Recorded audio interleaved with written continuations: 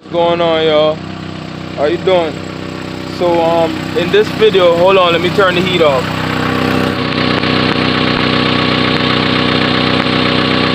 There you go. I close that knob. So in this video that I'm doing, this is a little bit of a humble performance and Boosted Boiz.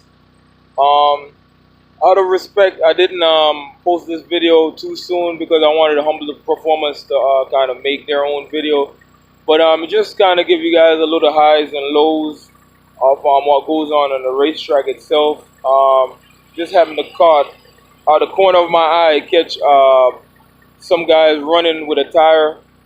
Come to find out, it was some of the guys from Boosted Boiz trying to hurry and get their car situated for the track. Also, guys from Humble Performance was explaining some of the issues they had facing at the track and stuff like that. I just happened to I was everywhere at the track, so I just happened to kind of run into them explaining what was going on.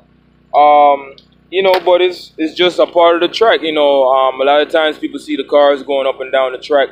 They don't realize some of the issues and some of the highs and some of the lows and some of the victories. How some of the victories are made. Is from a lot of stress, a lot of not sleeping, a lot of running here, running there, a lot of technical difficulties. But yeah, man, check this out. And like I said, don't forget to like, share, and subscribe. One love. Stay up. Stay blessed.